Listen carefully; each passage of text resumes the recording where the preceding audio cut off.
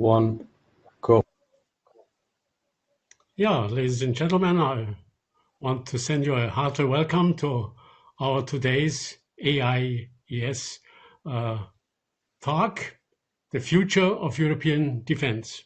I thank you very much for participating in this issue that certainly is of highest importance, not only for our continent, but I would say for our fate.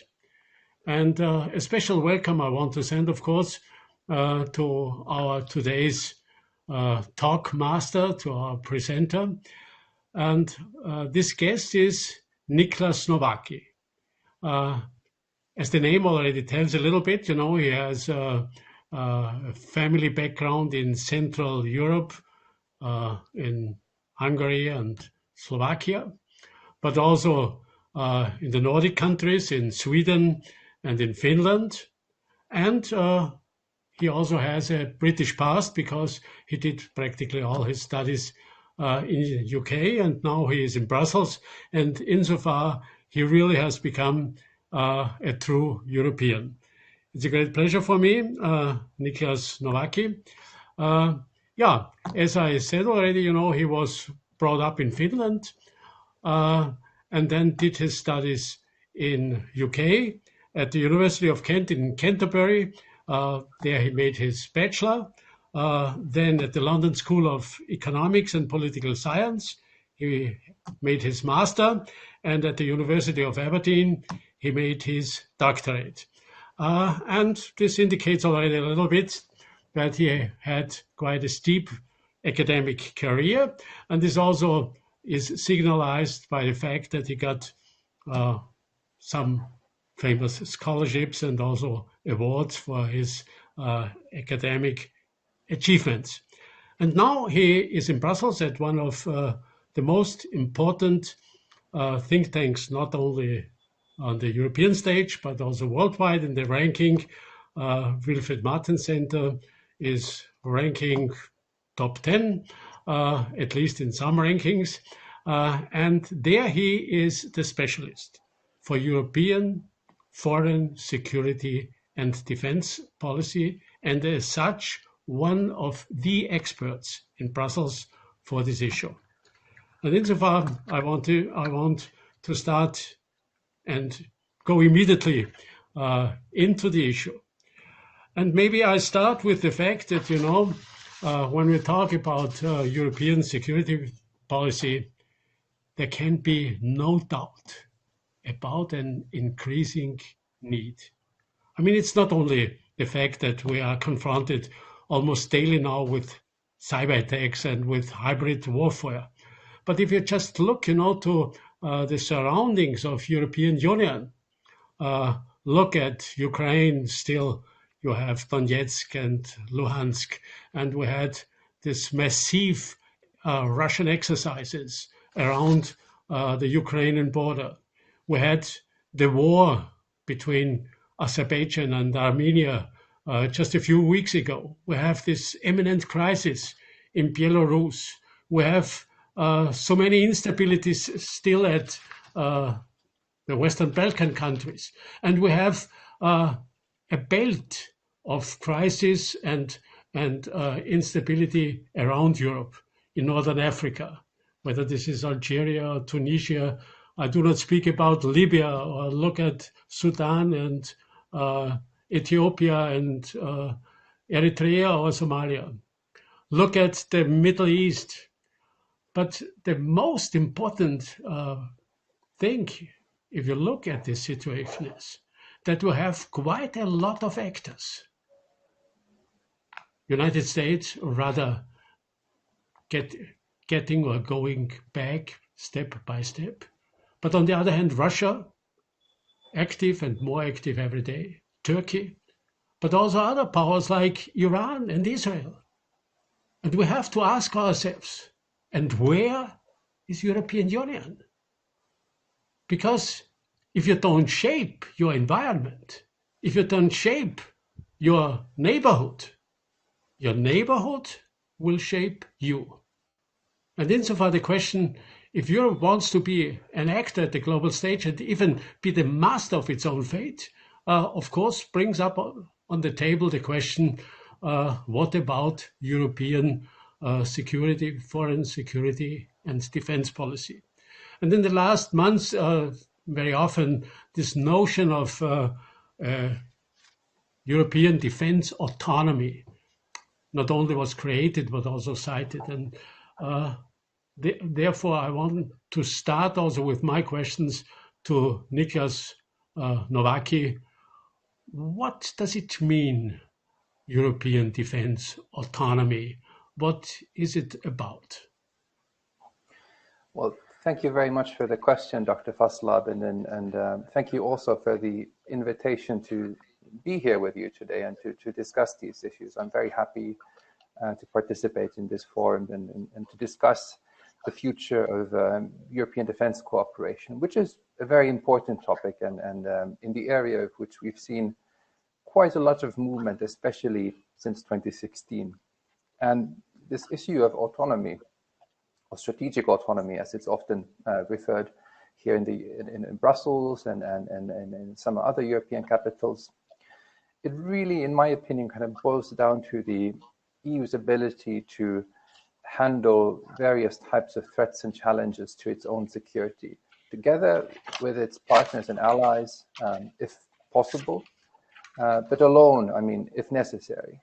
And here we're talking especially about threats and challenges that are emanating from the European Union's geographical neighborhood, like in the east and in the south especially. And the south is a very important area of operation for the European Union and has been like ever since the creation of the EU's common security and defense policy in the late 1990s. I mean, it's good to remember that most of the civilian and military operations that the European Union has launched since the first operation, Operation Concordia, which was took over from an existing NATO operation in 2003. Following that, I mean, most of the operations have really taken place in Africa. But this notion of ambition, it's not a totally new invention. It's not something that emerged suddenly from the EU's global strategy, like which really introduced the concept of strategic autonomy to the EU level. It's been the ambition of autonomy has been there since the very beginning of the EU's common security and defense policy. And like if we go back to the Franco-British St. Malo Declaration, like which launched the development of the EU's common security and defense policy in 1998, like you can see already kind of from that declaration that the goal of the EU being a more autonomous actor in the field of crisis management back then, like was something that both France and the United Kingdom like wanted to develop. And this had to do, of course, with the EU's kind of failure to respond on its own to the wars of Yugoslav succession in the early to mid 1990s.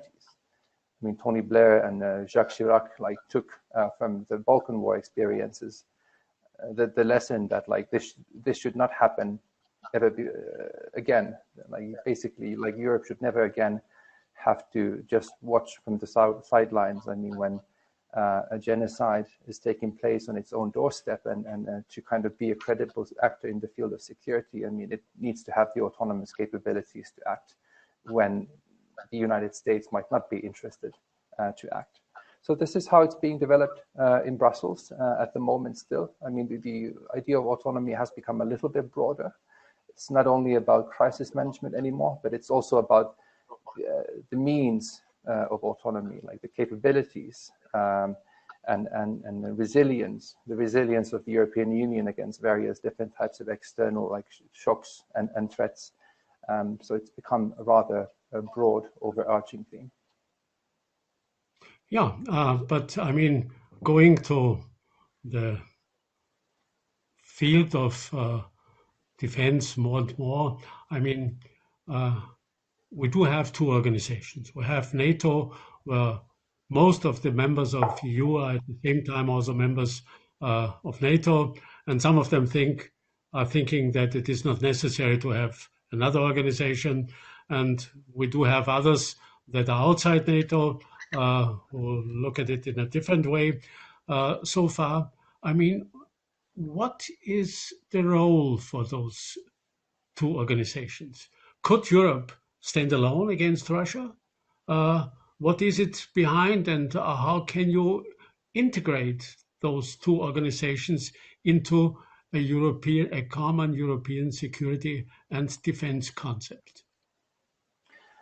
Absolutely true. I mean, we have two very notable organizations in the field of security and defense. Actually, we have even more organizations, but like the two primary ones at the moment are NATO and the European Union. And although the role and mission of these two organizations overlaps to some extent, they still have rather kind of different goals and purposes. NATO's primary function is still to be the main guarantor of collective defense on the European continent. So basically ensuring that the Article 5 of the North Atlantic Treaty, like which implies that an attack against one ally is an attack against all allies, like is fulfilled. So for example, NATO plays the primary role in ensuring that there is deterrence on the European continent against possible aggression from the East. And this is like the hard realm of military security. The EU has developed like some capacities in the field of military security as well, but it does not do collective defense like in the way that NATO does. I mean, like as I already kind of mentioned before, I mean, the EU's common security and defense policy like really like began as an instrument for out-of-area crisis management, like primarily in the EU's eastern and the southern neighborhoods. So like whenever something happened in the EU's neighborhood that didn't automatically concern NATO or the United States and might not merit a response from NATO and the United States, the European Union would still have the means and capabilities to like handle those threats and challenges like on its own.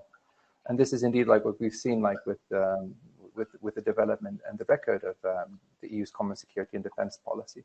There have been numerous operations, especially in Africa, like that have taken care of like various different types of challenges in countries like the Democratic Republic of Congo, like in Chad, the Central African Republic, in Mali, etc., and have really contributed not just to the security of the countries concerned, but also to the security of the European Union and its member states by boosting the capacities of these countries, by making them more resilient against terror threats, etc.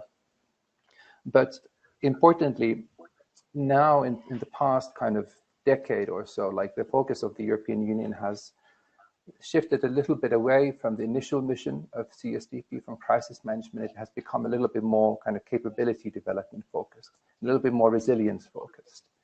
And this is, of course, due to events like the crisis in Ukraine in 2014, Brexit, the civil wars in Syria and Libya,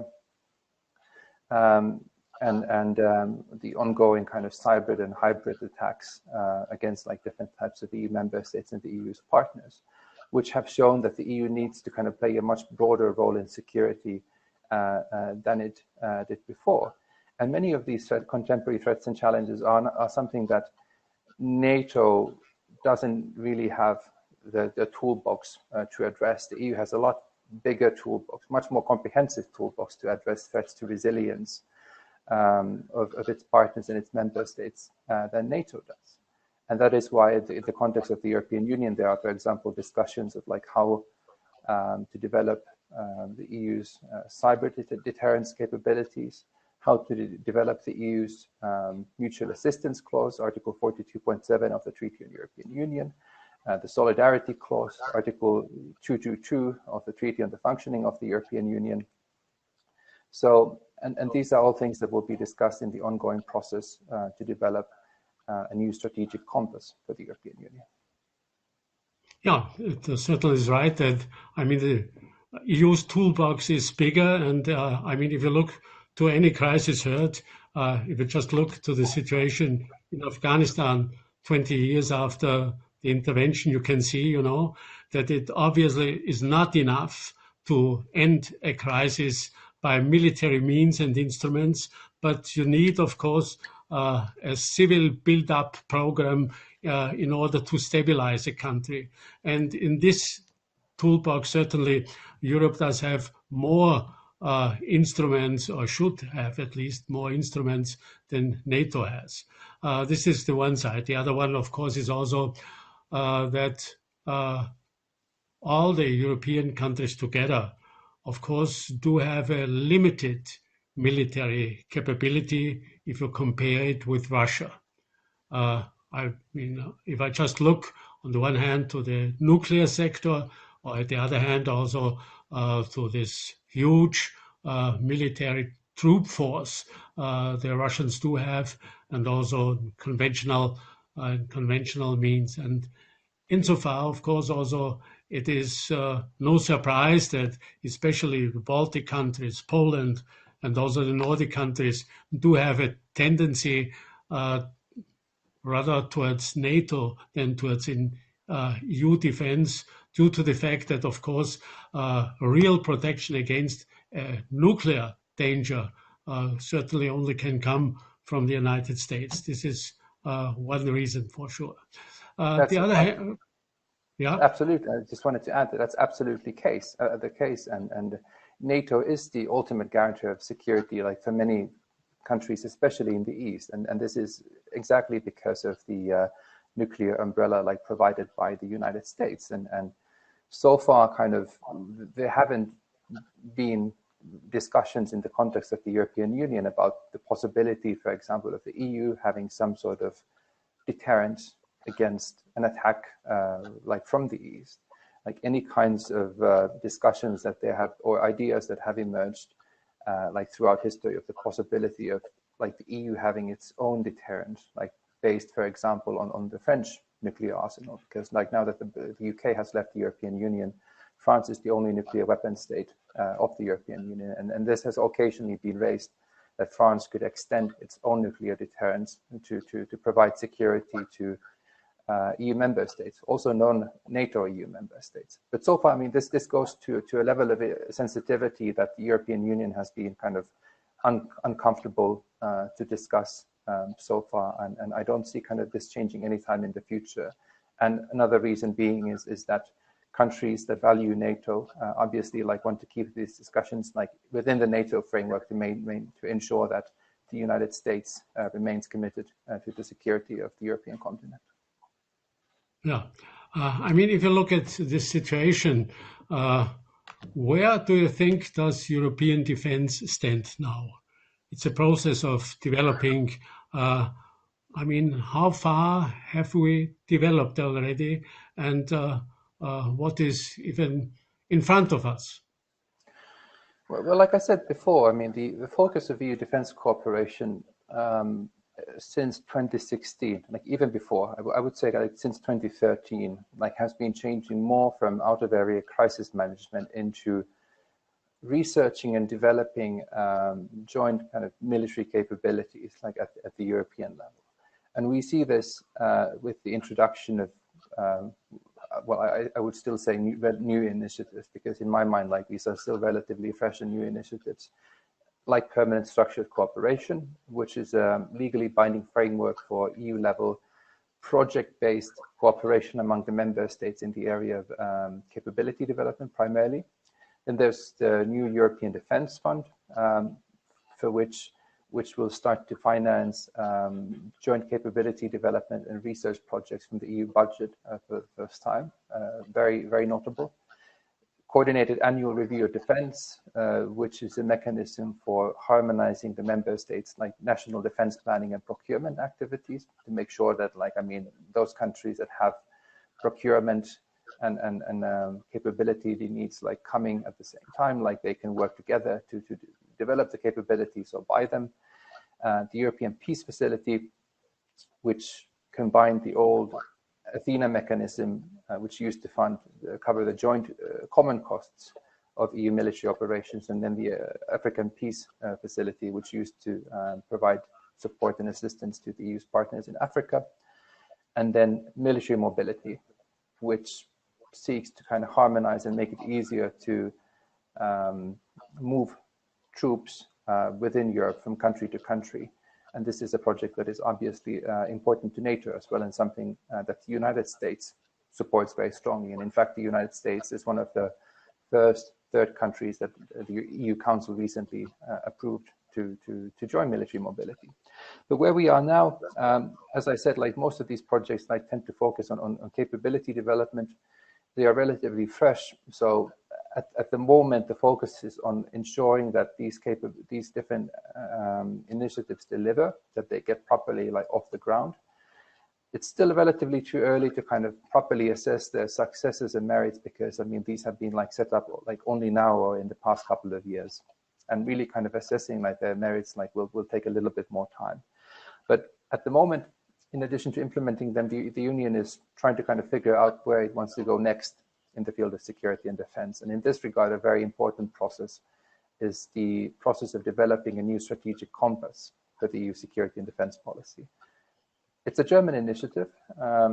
Germany developed it in the run-up to its EU Council presidency at the end of last year. And the aim of the strategic compass is to provide guidance and set kind of targets for the EU security and defense policy for the next 5 to 10 years, to kind of give it high-level political direction, and then take it to the next stage, basically. And this is something that is currently being developed in Brussels and in EU capitals, and it will be adopted and finished in spring 2022 during the French EU Council presidency, which is important in itself, because the fact that it started during the German EU Council presidency and will conclude during the French EU Council presidency kind of highlights that there's kind of France and Germany are working together to kind of set the future targets of the EU security and defense policy, which is very important. Yeah, you mentioned already a few instruments. Maybe we can talk a little bit more about it, because I think, these are pretty new, relatively new instruments. What is about it? How efficient are they? What are they doing? I mean, let me start with PESCO. I personally had the highest expectations in PESCO, the Permanent Structured Cooperation, which means that those countries who are really interested in some progress in developing capabilities and also the quality of cooperation, that they stick together, that they cooperate, and they develop something. Now we have, as far as I see it, 47 projects. Is this really the big progress, or is it just, a bunch of, let me say, programs, work on the paper, cooperation circles where people meet I don't know, 3 or 4 times a year in Brussels and then go home, and in reality nothing happens? How do you see it? Where do you see a real progress? Where also do you see the weak sides of this instrument? Well, I would say it's both. It's both of the things that you described, and indeed, like permanent structured cooperation is one of the flagship projects that were launched in the past couple of years, and indeed, it's a kind of broad, legally binding framework for enhanced cooperation, supposedly only among the most capable and willing member states. I mean, that's what the Treaty on European Union is about.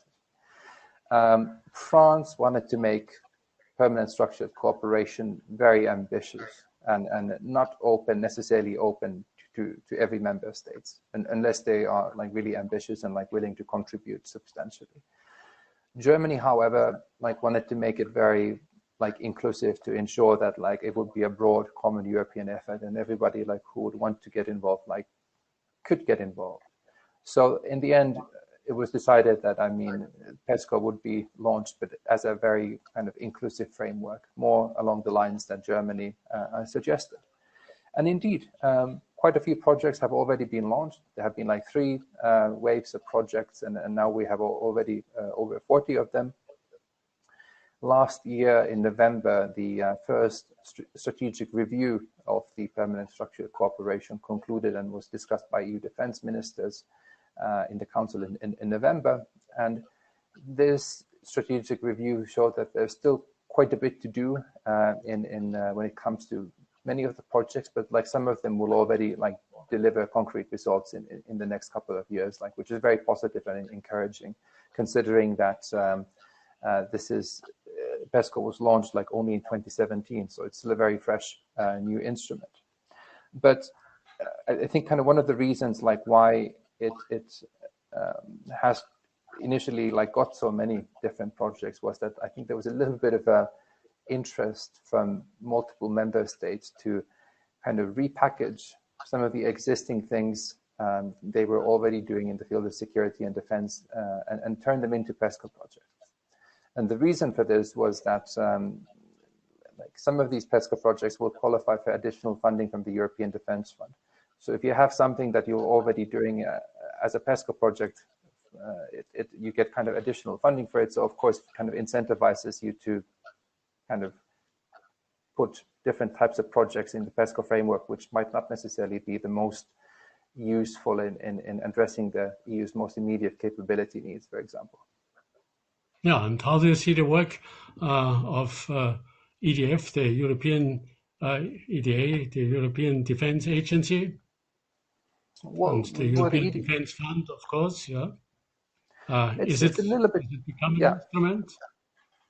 I think it's a little bit too early to say on the EDF, because the multi-annual financial framework like was adopted like only very, very recently, and like the MFF will start financing, has a budget line for the EDF, and now the money from the EU budget will be used to finance like joint European capability development programs, like for the first time in the Union's history, like, which is very, very significant. However, there have been kind of several precursor programs for the European Defence Fund, which have received considerable interest, like from industry groups, like from a wide range of EU member states, which is very, very positive in my opinion. And the European Commission has set up a DG, defense industry and space, like, which oversees this whole effort.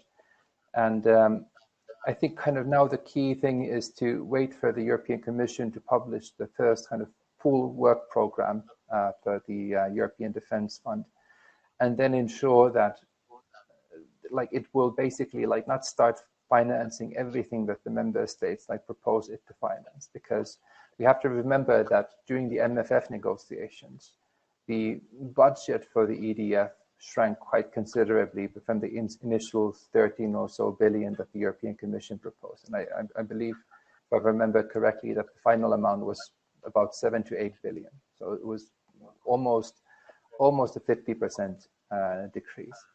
So given the limited resources, given the fact that the coronavirus pandemic will also create pressure for the member states to decrease defense spending, most likely, unfortunately, it's very important to prioritize the projects and capabilities that like will bring the greatest added value for the European Union's defense efforts. Yeah, but I mean, if I look to the programs, and I think, you know, probably two of the most important projects for future European capabilities is the development of a common fighter aircraft on the one hand, and of course also a European battle tank for the future. As far as I know, both programs are developed or discussed outside the European Defence Agency and also outside PESCO. Insofar, I mean, how do you look at this fact, and what do you think is necessary to bring forward and to set priorities for the most important developments and the most important steps?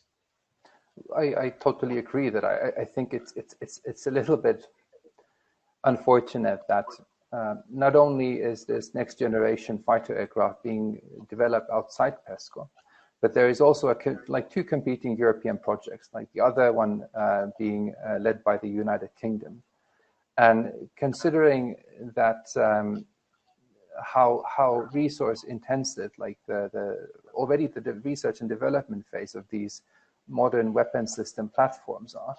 The fact that we have two competing European projects, the fact that we have the main European the main European Union project, or the one where EU member states are on the lead, developed outside PESCO as well, raises very legitimate questions about, I mean, are we using PESCO and the European Defence Fund to kind of finance the most urgently needed next generation's capabilities? And in my opinion, it would be eminently desirable to bring this project under the PESCO umbrella as well. Yeah. So, I mean, if we look critically at this situation, where do you think is a need, you know, to bring more priorities, to try to be more effective? I think there's kind of several things that can be, that should be done. I mean, of course, these kind of institutional innovations that we have seen coming out from Brussels in the last couple of years, such as the European Defence Fund, such as permanent structured cooperation, are steps in the right direction, and they can over time boost the overall effectiveness of not just the EU security and defence cooperation, but also like the effectiveness of the Union as an international actor on the global stage. But I think more importantly, I mean, what needs to happen is there to be a more harmonious perception among the member states. There needs to be kind of greater political will among the member states and in the EU capitals, like to make the European Union into a more effective global actor. And this has to do with there being a more harmonious strategic culture, a view of what are the threats and challenges that Europe is facing and how to deal with them, a sense of solidarity towards other EU member states, and then also political will in the capitals.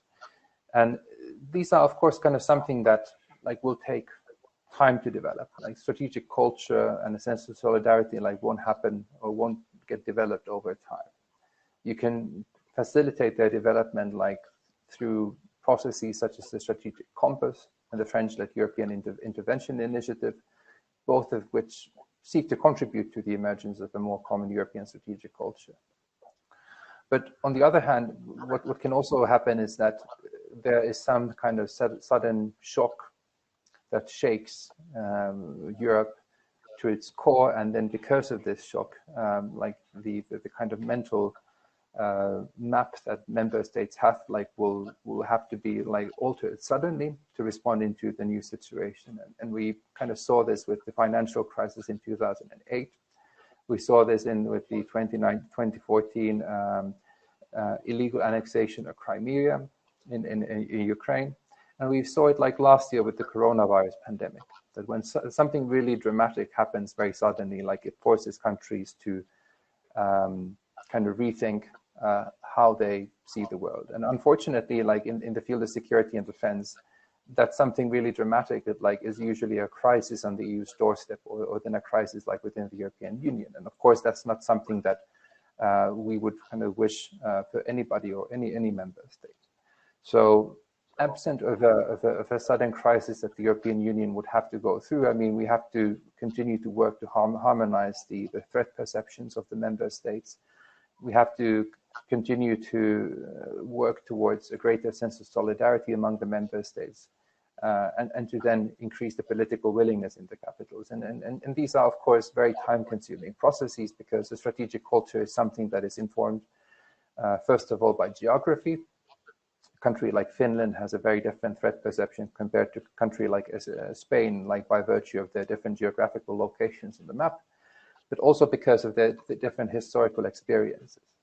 So we have to, because geography is a fixed element that cannot be changed, we have to work towards there being common experiences at the European level that will foster a greater sense of political will, a greater sense of community, and a greater sense of solidarity, I think. Yeah, I mean, you mentioned it already, of course. Most of the time, a crisis is more or less the trigger for some not only development, but at least for the speed of a certain development. But still, I mean, if I think back, and I compare our neighbors, if I compare the Russian invasion in Abkhazia and South Ossetia in 2008, this was a really lousy performance of the Russian army, really lousy.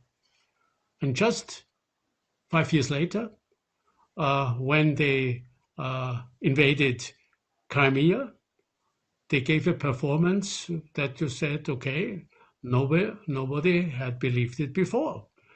So within let me say, a few years, around about 5 years, they managed, without the pressure from outside, to make a real reform. Now we are still talking about new instruments, even if they are already 3 or 4 or 5 years old. So far, our time perception obviously is a little bit different, but there is certainly also one impulse that was given by Donald Trump, when he certainly made more or less aware and conscious that, okay, American intervention into European affairs is not as clear as the Europeans always thought it would be, and this gave a certain impulse to European defense development. Do you see any danger now? I mean, Biden with a refreshing foreign and defense policy and reopening old contacts to European countries and so on, when he more or less trusts or is giving more tribute to NATO and so on, that the European defense initiatives will die away maybe, or just sleep away in the coming years? No, I don't think so. I think some capitals might wish for that, especially the ones that like clearly prioritize like NATO over like European defense cooperation. But the fact is that, I mean, even with Trump gone, I mean, the basic kind of grand strategic orientation of US foreign policy like won't change. The increasing power and influence of China in the Indo-Pacific region will mean that the United States will continue to pay primarily attention and to plan its foreign and defense policy mainly not against China, but I mean planning for a potential conflict that might erupt in the Indo-Pacific region in the future. That means that Europe will become a secondary theater in the and it probably already is a secondary theater in U.S. defense planning. Not to say that Europe is not an important partner and ally for the Americans, but the clear priority for U.S. foreign and security policy is China and the Indo-Pacific region. We've already seen that U.S. troop levels have decreased on the European continent. They are likely to decrease even further in the future. So even with NATO, even with a friendly administration in the White House, Europeans need to ask some really difficult questions, such as if there is a conflict at the same time between the United States and China and the United States and Russia, would the United States be able to fight two conflicts, two wars against very serious great power rivals, the other being perhaps in the European continent? And if the answer to that question is anything else than a reassuring yes, then it's absolutely necessary to continue to work on autonomous European defense capabilities, to strengthen the mental preparedness of Europeans to take care of their own security, and to kind of make also Europe a more appealing partner for the United States. Because I mean, if we simply continue to kind of worry on what happens in our own kind of limited geographical space, I mean, the attractiveness an appeal of Europe to the United States at a time when it's shifting its attention to the Indo-Pacific region will decrease significantly over time. So I think, I mean, the future will pose serious challenges for the European Union, but I think because of these challenges, I mean, different EU defense initiatives will stay firmly on the agenda. Yeah, I mean, if we look to these initiatives and on the other hand, to the obstacles, if we look at, well, the still not complete effectiveness of European instruments and so on, what do you think, I mean, how can we overcome the most important political, the most important structural obstacles? How can we become more effective? How can we have more progress in a shorter time?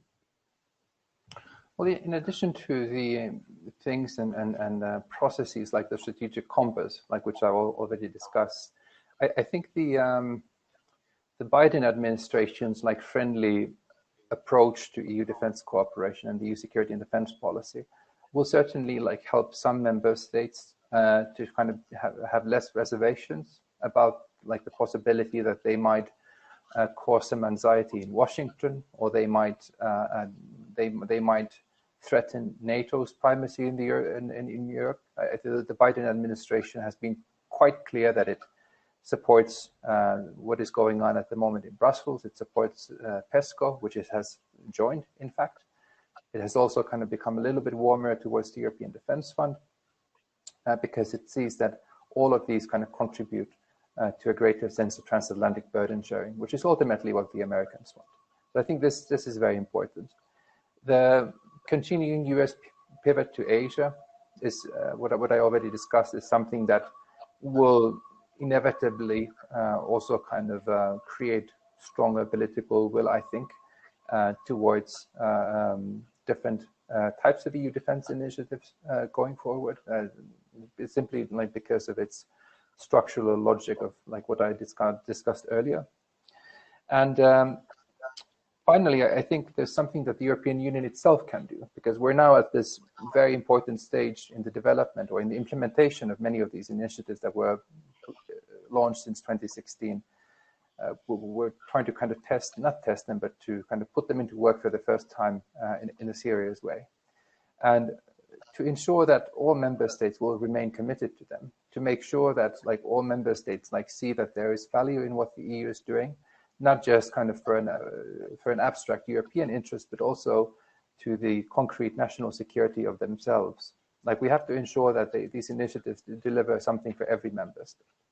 So to give an example, the EU has now launched the new European Peace Facility, which combined the old Athena mechanism and the African Peace Facility.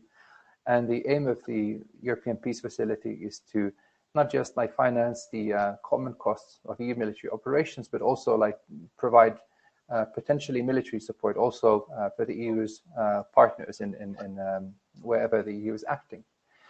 There is some worry that the EPF might become an instrument that is focused primarily in Africa, and this is obviously something that countries in Central and Eastern Europe would not want. So therefore, we've heard already kind of from several countries such as Estonia that they would like the EPF, the European Peace Facility, to also be used in countries such as Ukraine and Georgia to ensure that like it can deliver value like in all of the different neighborhoods. If this doesn't happen, if the EPF is not used in the East, but mainly in Africa, I think the many countries, especially like in the East, that are more worried about what happens in the East than they are about what happens in Africa, like will feel that these instruments like do not benefit their national security concerns, and this would be detrimental to the future, I think. Yeah, I mean, if you look also to political obstacles, as far as I see it, one of the reasons for the pretty slow development of European security and defense politics certainly is also more or less two schools, two philosophies, with the two main pillars of the European construction. This is Germany and France. Germany almost a an almost pacifist country. I mean, if I just look at the late discussion, that even the foreign minister does not have a clear stance about drones, something that is used already all over the world in wars, that even now Poland has bought, and the German foreign minister is talking about whether we should or not, and so on, and we will see. This is one thing. And the other one is maybe that France still is looking a little bit old-minded, I would say, in post-colonial affairs.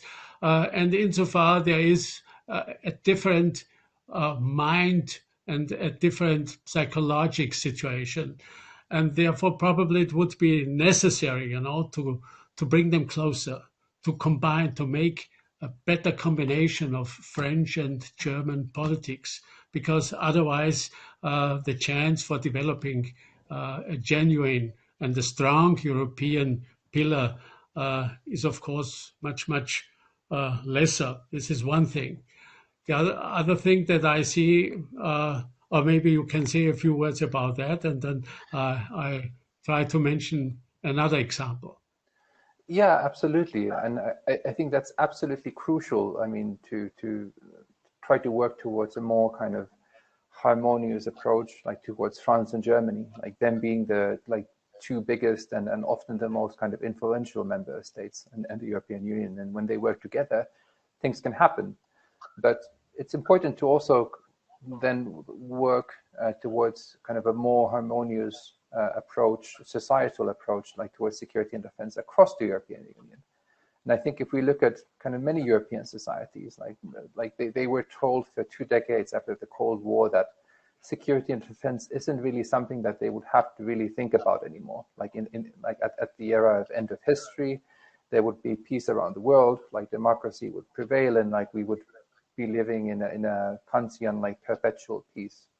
And this is something that didn't obviously happen. But there is, like, if you look at like public opinion in different member states, there is kind of very limited willingness in fighting, for example, for one's own country. There is very limited willingness to act if another European country is under threat or attacked by a third country. And in the long term, like, this is very concerning. And I think there needs to be complete change of mentality, not just at the political level, but also at the kind of broader societal level. And people need to realize that, like, although these are often unpleasant things to discuss, they are unpleasant things to think about, but you need to prepare for the worst eventuality. And you need to have the means to defend your own country, but also like your friends in a crisis. And changing these mentalities will take time. I mean, but they can happen. And we've seen this happen, for example, in Sweden. Sweden ran down its defense forces. I mean, after the Cold War, like, I mean, it was basically like doing defense planning, primarily focused on crisis management, and its subscription as well, but conscription, sorry. But now, given Russia's aggressive behavior in the east, like the Swedish defense forces are in the process of modernizing. Budgets have been increased, and defense bases that were closed in the 90s and early 2000s have been reopened. So this can happen, but it'll take time. Yeah, what you mentioned is very true. And I remember, in 2008, when Russia invaded Abkhazia and South Ossetia in Georgia, Sweden was the only country that changed its budget, its military budget policy, and they increased it. All the other nations more or less neglected the fact that obviously a new tendency was coming up.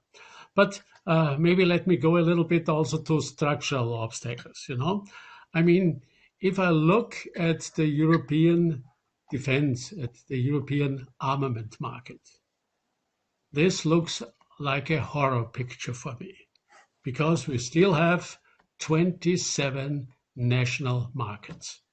So European Union is foremost an economic, a business union. But even on the business, on the economic side of defense, we do not have a common market. And this is something that I cannot understand. I can see many sides, but just the fact, that every country is more or less developing and constructing its own, I don't know, armored vehicles or whatever, is, of course, on the whole, a fact that makes the big difference to other global actors. Why? Because, of course, when you have a split market, you only have small markets. Even the armament markets of Germany, the national armament markets of Germany or France are not sufficient to develop really big numbers of vehicles or whatever, And this means that also the investments are not very good. And this also means that, if there's not enough investment, there will not be enough new technology. And what I see is, that this lack of a common defense, of a common armament market, probably will be one of the most important reasons that Europe is losing step by step its high technological level compared to some others, because there's by far too little investment. So my question is, how do you see this question, and do you think that there could be a change in the coming years? I also want to ask another question. I want to add it immediately. I mean, as long as we don't have a permanent operational command in Brussels, not one command that really is responsible for any missions, for preparing them, for planning them, for leading missions, and afterwards also for getting the lessons learned out of such a mission and putting it into the preparation for the next missions. Do you think there's any chance that we have further steps in the coming years in this respect of having a permanent operational command, maybe also a Security Council, a common market? What is your very personal impression and your personal stance on this situation? Well, let me start with the second question. I think personally, I do hope that we move more towards a common EU operational headquarters in Brussels. I think this would make eminent sense, like for the effectiveness and credibility, not just for the EU's ability to conduct crisis management operations, but also to plan for various types of scenarios, not just in the field of crisis management, also when it comes to implementing and coordinating, for example, the mutual assistance clause, Article 42.7, which France invoked for the first time in 2015 after the Paris terror attacks. I also hope that we will see eventually a council formation for EU defense ministers. And I think this would also kind of make eminent political sense, and it would add kind of greater political direction, high-level political direction for these initiatives. My understanding is that the EU Defense Ministers' Council is something that is being discussed in the context of the strategic compass process. There's a German kind of led non-paper that already proposed this, I believe. But of course, like, these are very political issues, and my understanding is that due to kind of the EU's rules, it would have to be the Foreign Affairs Council that would also then have to decide on the establishment of an EU Defense Council. So that means that foreign ministers would have to decide on giving defense ministers their own council, which creates kind of different types of kind of political tensions about territory as well. When it comes to the defense market, I think kind of in the short term, like, what we can hope the most is that initiatives like coordinated annual review on defense, the EDF and permanent structured cooperation will deliver. The first coordinated annual review on defense, which concluded at the end of last year, found that indeed that the European defense market continues to be extremely fragmented. There's a lot of duplication, and money is not used as effectively as it can. Of course, I mean, one of the challenges is that defense is a very different type of area compared to many other areas in the single market, because having a defense company within your own borders is also a contributing factor to your security in a crisis, from a security of supply perspective. So if you can't absolutely, if you're a country that can't absolutely trust that you can get solidarity and equipment from other countries in a crisis, your safe bet, at least in the previous history, has been to have these national champions, national defense champions, that you can then contract and buy equipment from. However, I think in the future, this will change by virtue of the growing costs of these new generation weapons platforms that are being developed. I mean, it takes an astronomical amount of money to develop the next generation, fighter aircraft, for example, and then to maintain it and then to service it. And these are things that very, very few European countries have the means and resources to develop by themselves.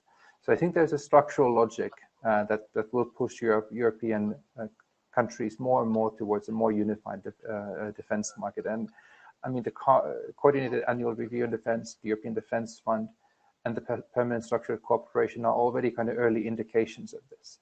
But we need to go much forward, and I also hope that the strategic compass process can contribute to this. Okay. Yeah, we are slowly coming to the end, and before I do it, I usually announce the next event for next week.